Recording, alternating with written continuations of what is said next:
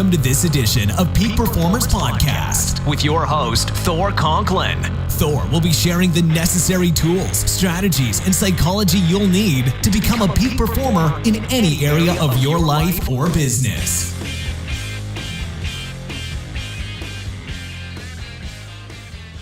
Welcome back to another episode of the Peak Performers Podcast. I'm your host, Thor Conklin, and today in studio we have Chris Sparks. Man, how you doing? Fantastic, Thor. It's awesome to be here. Excellent. He is the founder of Forcing Function, peak performance coaching. Man, we're going to have a great conversation today because this is my area. I love this. The name of my company is Peak Performance Group. So, man, I'm always looking for ideas, tips, tricks, tools, strategies about peak performance. And I know that you were one of the top 20 rated online poker players. And I'm really fascinated to dive into that area and find out some of the things that you learned. Because, look, at the end of the day, we can have all the tools and techniques and the strategies to run our business. But if our psychology is off, it derails the entire process. So for me, it really starts with that psychology and working with you, the individual, first before you can start to grow the business and have a sustainable model. You're working on a new book. I know that is coming out shortly. I'll let you talk about that towards the end of the show. But let's dive into this, right off the bat, because, I was just reminded literally today at lunch that, everybody has great ideas. Everybody has these great things that they want to do. And it really comes down to the execution. That's where the rubber meets the road. And it's about doing the things, the small things every single day in order to produce the exceptional results. I'm very amateur poker player. Not very good. Love the game. Love the psychology behind it, on and off. And I think you mentioned something on your website saying, poker's really like life. You're having to make decisions with imperfect information or lack of information. And you need to make, I guess, some assumptions of what the other side is holding. Man, I'm fascinated. Teach us. I mean, that has enough for me to get into the weeds right there. I mean, how much time do we have? I do think I think about peak performance quite a bit, and my primary method is I look at top performers across a number of fields, and I try to figure out what generalizes and see how I can distill that down to habits and systems that anyone can implement. Poker is no exception. To perform at the highest levels requires a mastery of psychology, both personal psychology, what makes one tick, how do you maintain peak attention and energy for long periods of time, how do you make consistent decisions based upon this limited information, and how do you size up your competition, how do you know what their underlying motivations are, how do you steer them towards situations that are going to be advantageous to you. I think there's so many mental models that transfer over from poker. I'm happy to dive into those more. I do. Yeah, please. Sure. So, the first one I always talk about with entrepreneurs is in poker, the biggest determinant of success is the table that you sit down at. So if you play poker with players who are worse than you, you are likely to win money. Right? But if you play at a game that's really tough, it's going to be difficult to win regardless. So I think that the most important decisions that we make are the tables that we choose to sit down at. So as an entrepreneur, what is the market that you choose to enter? What is the day-to-day that you've chosen, right? Is there a founder market fit? Who are you competing with? Are these people who you can differentiate yourselves from, or that you can have a strategic competitive advantage that's hidden from them? And the same thing, if you choose a market that you're not passionate about, that it's not a blue ocean opportunity, it's going to be difficult to succeed no matter what you do. So much of performance, in my opinion, comes down to this choosing the right table. What are the goals that you want to go after? Beyond that, I think the biggest thing that people don't realize about poker is that it's not really about results, particularly in the short run. And I think that transfers over to life as well, that it's all about process. right? So to make money in poker's very, very long run, how do you have a process that you can repeat for millions of hands over and over again, where short-term results are extremely noisy? But how can you be able to test your assumptions and have very, very tight feedback loops so this process continually improves over time?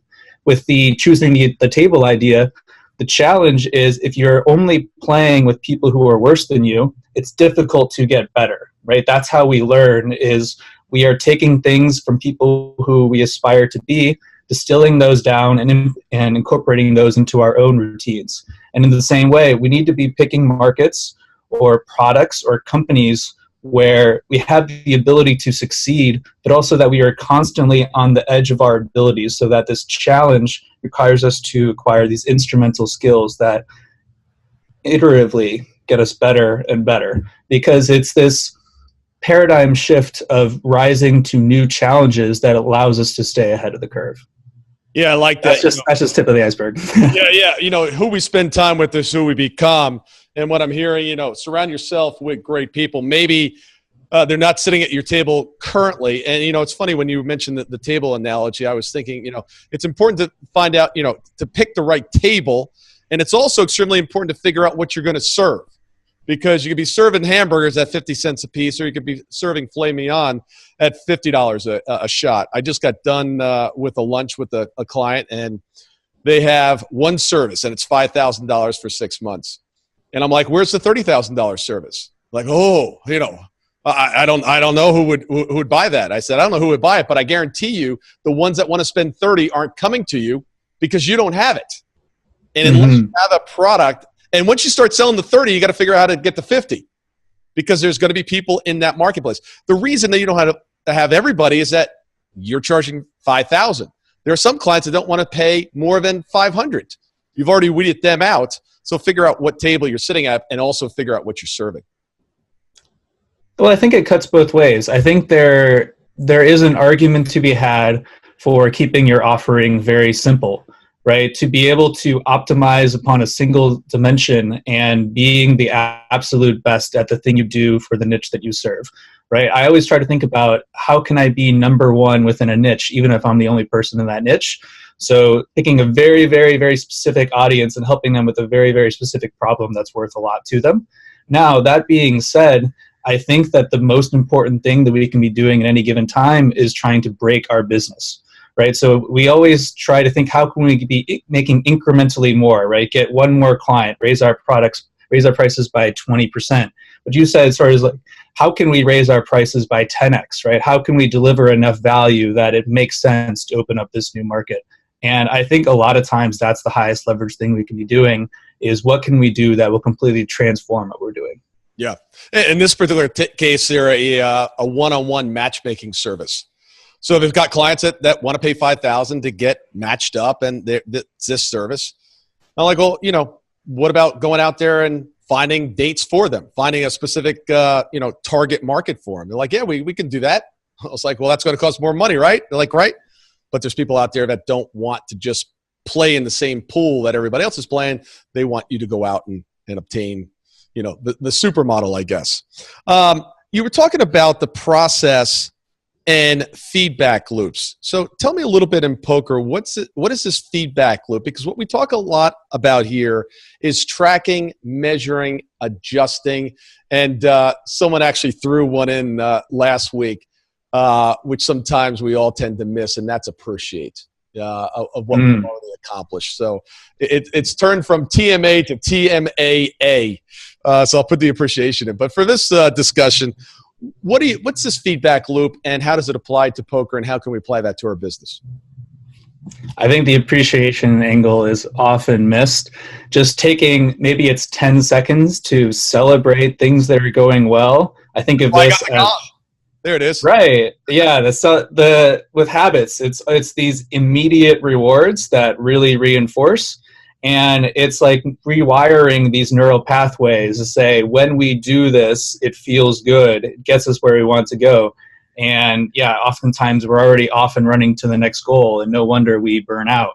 I think of happiness and fulfillment on a continuum, and especially with people that we tend to work with, they're way over on the side of fulfillment, and they tend to burn out because they forget why they're doing what they're doing. They don't have the part that feels good. Within poker, I believe that any improvement is a function of how tight feedback loops are. So poker, for me, it's extremely easy to get better quickly because my feedback loops are incredibly tight, because every hand that I play, I'm able to test my assumptions and then adjust my model for me, what is the best strategy to make money, but for my opponents, what is their way of looking at the world, and how can I have a model that's one step beyond, in the chess metaphor, that I'm thinking a few moves ahead of them, that it's the speed with which that I update my models that gives me an advantage. I recommend anyone listening to this to look up the OODA loop, OODA. I think this is a really good model for thinking about this. And in the OODA loop, basically it's studying how one fighter pilot beats another fighter pilot, right? They're in equivalent planes, but you see these fighter pilots who, win if you have like a one-on-one air battle a disproportionate percentage of the time, and it basically comes down to their ability to reorient their environment faster. And what happens is you get inside your opponent's loop in that they are acting upon an outdated model of the world. And so this happens all the time, poker, life, business, that because we are able to iterate faster than our competition, usually through failure, we are growing faster and we're leaving our opponents in the dust. Interesting. So in poker, how do you do that? Because the table's constantly changing. You've got new players in a tournament coming onto the table and constantly being shifted around. Obviously, you're paying attention to what they're doing with when you're not even in the hand. But many times everything it gets mucked and you don't even know what they had to begin with. So How do you do it with such little information? So I've had success in tournaments, but my specialty is cash games, where I'm playing with the same players day in and day out. And so I would introduce this idea of infinite game, where you have the finite game of winning the hand or winning the individual session. But I'm concerned with the higher level infinite game, with all the actions that I take today affect how my opponents are going to view me in the future. So I can take actions in the short term which in a vacuum aren't profitable, but set my opponent up for later, maybe weeks or months down the line. And yeah, it's updating this model, but what helps is the longer you have, like the more hands you have with something, the more of a sample size, the more reliable the data is. And it also makes it possible to manipulate their viewing of me, because they're basing my current actions based upon my past actions when I'm acting differently from I used to. I'm not even the same player that I was before. Interesting. We talk a lot about there's only one reason why a business goes out of business, and it's not because the market turned. It's not because sales aren't where they need to be or expenses have exceeded the acceptable ratios. It's one reason. You run out of cash. When you run out of cash, you're done. That's it. You're out of business. In poker, when you run out of cash, you're out of business. Mm-hmm. Cash management is so important to survival and to growth and everything related to business. How do you manage the cash in poker, and how can business owners use those lessons to apply to their business? I think that's I think I've never been asked that question about poker, which is, it's very rare that I get a new one. Off the cuff, I would say that, the usual quote is only bet what you can afford to lose, but I would go even farther than that, is betting amounts that mean more to your competition than to you. In poker with money, in order to succeed, you need to really distance yourself from what you can buy with the money that you're betting, right? So I'm often putting the equivalent of cars into the pot, but if I'm thinking, well, maybe I'd rather have a car instead of making this bet, it'd be very hard to think rationally about what I'm doing. So there needs to be this separation. And a lot of times, because short-term results are very noisy, I can play very well and have a poor result. or I can play really poorly and have a good result. So that's why I said I'm paying very close attention to the process, right? Did I make the best decision I can with the information I have? I think this translates really well to any investment decision. Obviously, stock market, but I think most of the decisions we make every day are investment decisions. Where are we investing our time? Where are we investing in our business as far as the next project that we're going to take on and the resources that it's going to take up, et cetera. So keeping a record of my decisions, what were the factors that came into play for those? And looking back, did I do the best I could with the incomplete information that I had? I try to minimize my exposure to short-term results so that I can focus on this process. And I think all business owners should do the same, not hitting F5 in their analytics account or their bank account all the time, but thinking about what are the things I can do today that make this number irrelevant. I like this idea that the score takes care of itself. If we follow the process that we've put into place, everything that has to do with finances will take care of itself. I think that's true in poker, and it's definitely true in business. And the casinos use chips for a reason, because they don't want you physically or emotionally, not physically, but emotionally attached to the dollars that you see on the table. They change them into chips. And, a lot of times in business, we see our financials and we're just looking at numbers on a page. It doesn't have that same sense of what these numbers actually equate to at times. And keeping score is so important. Again, back to that, we've got to be tracking, we've got to be measuring, we've got to adjust it, what's working, what's not working. And I'm always talking to my clients about taking some chips off the table. It's all about, at the end of the day, creating a profit in your organization, and that profit truly getting into your pocket. Playing poker, you've got obviously your chips on the table. You're not swiping those back into your pocket. It's not like a playing blackjack or something where you can keep scraping some off. They're almost always at risk or right there, being ready to be used or at risk. What sort of psychological advantage does the chip stack play in the game? And is there any correlation to business? Because I see a lot of times, I call this pimping out your business. Business owners love to spend stuff on things that make no sense financially to the business, but they love to have the ego stroke there. What do you see on the poker table? There are big psychological advantages. I think on a personal level, success breeds success. When things are going well, you become more confident in your reads. You can make more moves. You get your opponents on your heels. This can play for you or against you, right? Overconfidence is just as bad as underconfidence. I find in poker that a lot of this is cultivating an image. So you make money long-term from poker by people paying you off, meaning that you have a better hand and they call you. But if you're never bluffing, as we say, you're not giving any action, you're not going to get any action. People aren't going to call you. Why would someone call you if you're never bluffing? So it's this disciplined aggression that you have to be aggressive enough that people think you could have anything at any time, right? You're always capable of bluffing, but you're bluffing less than they think you are. So it's manipulating this image that others have of you. And if people think you're capable of anything, that's a really powerful psychological advantage, because it tends to make them very defensive. As far as business goes, I always think the highest leverage thing is to lean into strengths. So, we're talking about poker a lot here too. That's a really big background for me. So I lean on my strengths in poker. Entrepreneurs who I know who either come from the poker world or love poker, we immediately hit it off, right? We get it. We have this common vocabulary in place.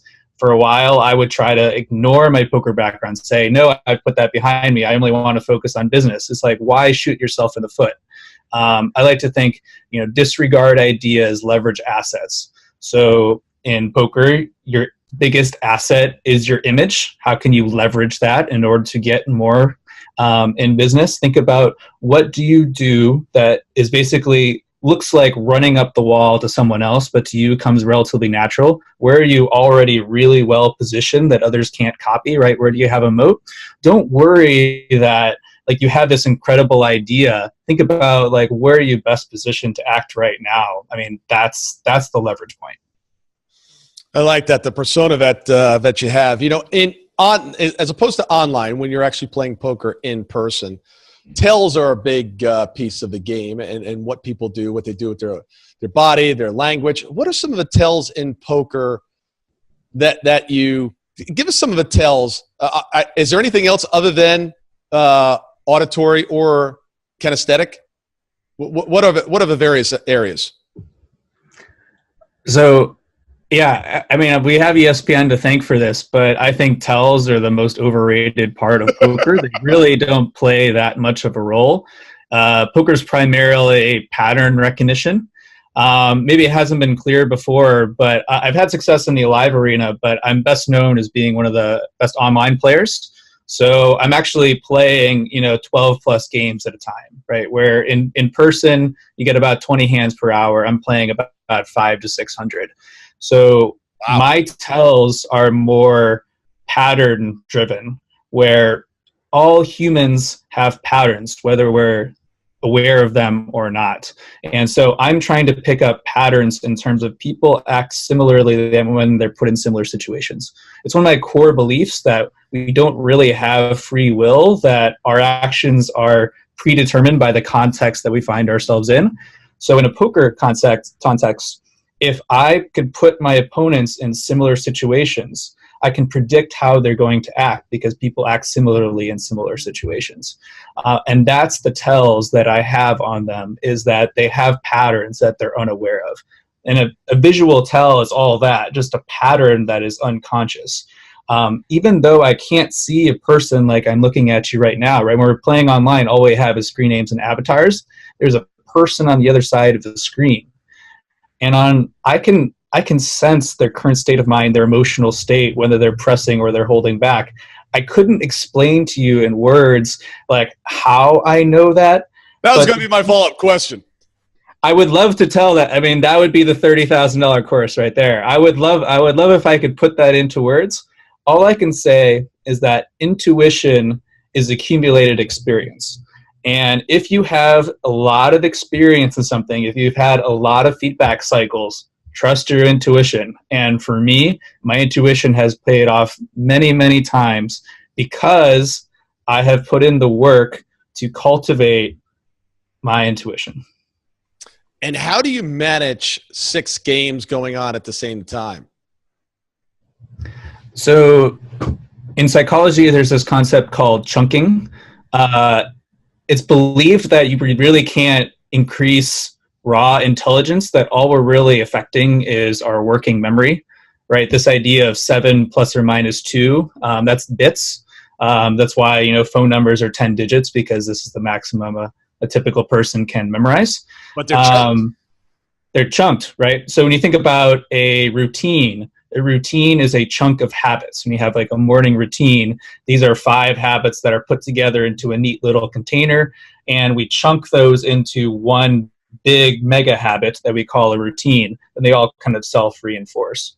So in the same way, when I am watching 6 tables going on and you're watching 6 tables going on, the mental processes are very different, because for me, so much of what's happening is irrelevant. Right? Most people, when they're looking at a pursuit outside of their own, they get caught up in the noise. But someone who's an active practitioner can discern that signal very, very quickly. So most of what's going on, I can, at a high level, ignore. We think about evolutionarily, we're very attuned to changes in our environment. These deviations from baseline really grab my attention, and I put the majority of my attention there. So while there's a ton of action happening, I'm focused on only a very small set of that action that's actually relevant to the poker game at hand. One of the studies that I love is they were trying to determine whether chess masters have better memory than a normal person. And so they had 2 types of chessboard. They had one chessboard that the position had been arrived at in an actual game. So these are chess pieces that actually could be there. And they had chessboards where the pieces were just placed randomly. And so when the chess pieces could have gotten there naturally, the chess players played, their memory was standards of deviation better than the norm. But when the chess pieces were placed randomly, they performed no better than random than an average person. Because of this chunking ability, because these pieces had arrived in a rational fashion, they were able to look at what seemed like just a random collection of pieces and chunk them into parts that they can remember. Interesting. And as you're excluding it, so what you basically do is excluding a lot of the noise, focused on exactly what's important. You do that through repetition. When you're working one-on-one with a client, do you find that your attentiveness and presence is even more heightened because of this? Or do you find yourself at the point where there's not enough going on and you kind of get distracted? I mean, that's not a fair question with a client. Just in general, let's say it that way, just so we don't chase away all the of course. Days. You know what I'm saying? You know, if people are used to such immense amounts of data coming in, sometimes when the playing field slows down, it's like you've lost my attention now. Or do you find yourself hyper attentive? Truthfully. Yes, both. So yes, especially after I was at my poker peak, when I was, eat, sleep, breathe poker 100 hours a week, real life moved very slow. So it was often commented to me that, I was distractible in conversation, not much really held my interest. And so that was feedback that I took to heart. And so the last couple of years, I've really been working on creating that separation. So, meditation, yoga, creative pursuits, getting things out of my head, just being generally way more interested in people, learning a lot more about conversational dynamics, etc. I think the biggest thing for me is this internalization of this idea that you can always go deeper. Right. So even when it doesn't feel like there's not much going on, there's always another level to things that you can engage your attention. So whenever I find myself feeling bored, getting stuck in my head, whether it's in a conversation or otherwise, I'm always trying to think about how I can go deeper. How can I extract more from the experience? And I think the counterbalance to that is a very core belief of mine, is these very intense periods. I think that, 8 hours of work a day is a fallacy. I think I accomplish just as much in like 2 to 4 hours if I'm working on the right things, but that the rest of the time is spent resting and recovering and planning for those 2 to 4 hours.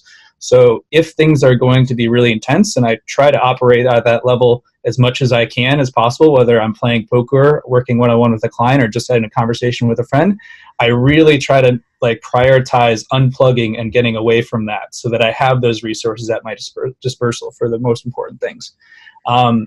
Client-wise, I've actually tried to dial down my intensity a little bit. I think when I first got into this performance consulting, I know so much about these things, but that the bottleneck is not knowledge for these people. They already know what they need to do. And the less that I talk in general, the better. So if you think about time of possession, like a soccer game, where in early coaching calls, maybe it was 80-20 in favor of me, as in here's all the things you need to do to fix your life. Those don't tend to go over very well, right? You need a little bit of sugar with medicine. Now that has shifted to 2080, where most of my talking is asking questions to help illuminate and help them rediscover what they already knew as far as what works best for them. So there are times that actually being less intense is more useful. Yeah.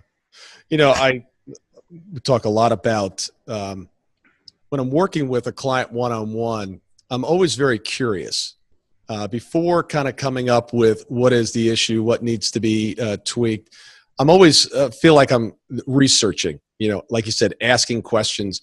And a friend of mine, I think, put this in a great analogy, and that is the old dot matrix printers. So for all the millennials out there, There used to be something before a laser printer, and it was little teeny dots on a piece of paper, and all these dots would then form the image, similar to a TV. That's really all you're looking at is a whole bunch of little teeny dots.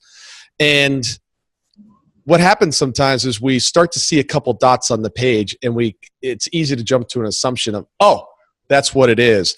And good friend said, wait until the picture really starts to appear. And it's usually longer than what we have a tendency to wait, because we're used to picking up patterns. We start to see the pattern. It's like, I've seen this before. This is where we're going.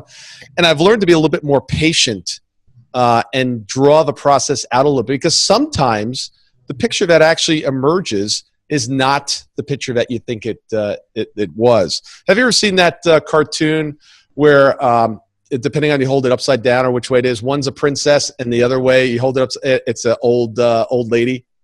Mm-hmm. Yeah, it's like, depending, it looks like a princess. You turn it upside down, it's like, oh no, that's an old lady. And that's all a matter of perspective. It's all a matter of perspective, and sometimes you need a little bit more information by asking more questions. Mm-hmm. I want to dive into, I know you're coming out with a book. Give us a little sneak preview. When is it due out? So we're in the editing phases now. If anyone has written a book before, yeah, right. I've been 90% of the way done for 6 months. Almost there. It's the problem when you're sharing your systems for doing everything is that these systems are not set in stone. So I want everything to be the closest to the modern day as I can. The book is called Inflection Point. So something that I'm really proud of in my life is that I've been able to create a number of what I call these inflection points, where I make a few small changes to my life in terms of habits and systems that have an outsized effect on my trajectory. I think once we've chosen what we decide to do, it's a matter of who do we need to become in order to accomplish that. And so this is what the book is about, how to create the habits, systems that allow you to accomplish anything that you want. I love it.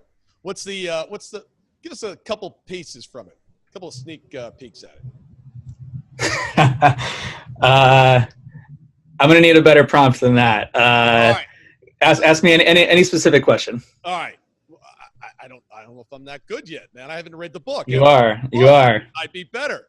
This is customer feedback right here. All right. Good. All right, let's start. I hear this a lot. A lot of people chase motivation, and which is a horrible fuel for the long term, because it's a great igniter, but it's not a long-term sustainable fuel. I think the motivation piece is easy, but when we get into the daily routines and the things that continue to drive us long-term, the diesel fuel, that really has a lower burning point, but just that's where all the energy comes from. You pass the motivation piece, you dive it into this, I call this diesel phase. What are some of the practices, some of the strategies that you're suggesting to implement in order to drive you through that long drive, that keep the sustainability going? Nice. All right, now we're talking. So I think about these resources, time, energy, attention, and motivation, as units of exchange. So I'm trying to exchange, for example, 1 unit of motivation for 2 units of time, or 1 unit of time for 2 units of energy, etc. And I'm trying to create these arbitrage between these resources. So motivation is very useful, but only for getting started. And as you said, it's not a sustainable fuel. So when we have these bursts of motivation, let's say we have New Year's coming up and everyone's like, this is the year that everything's different, not using that motivation to execute, but to set up systems that make daily execution easier. So the way I like to put it is, I don't do things, I make things easier to do. That's where my big efforts come when I have these bursts of motivation, is how can I make what I want to do natural? This is built into the name of my company. I call these forcing functions, is knowing the conditions in which my best self shows up. How can I recreate these conditions that my best self is forced to show up, right? I change my defaults.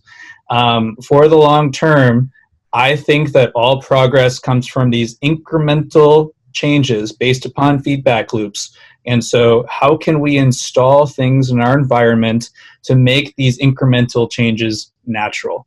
I think the critical habits here are regular planning, execution, and reflection cycles.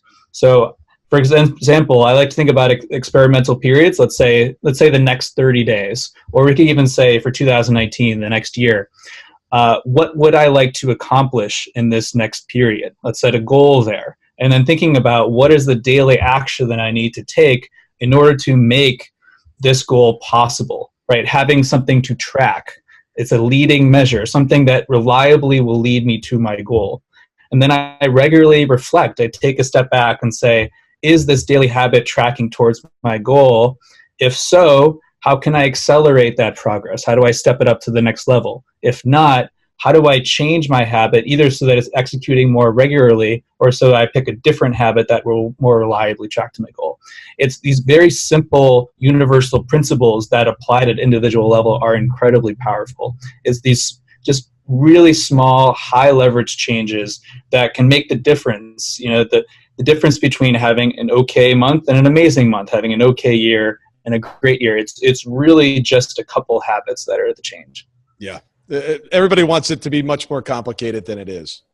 It's the small things that lead to the exceptional results. You know, you see it in exercise, nutrition, etc., right? This, you know, eat vegetables and protein and go to the gym for 30 minutes a day. Like, that's all it is, but that's not what sells magazines and programs, right? It's simple is what works. You see this a lot in simple and consistent. Simple and consistent. You see this with peak performers across the board. Is nothing they're doing is really all that mind-blowing, but they're doing it very consistently every day, and they have this system that it makes it very easy to improve upon. Yeah, and they're sitting at the right table.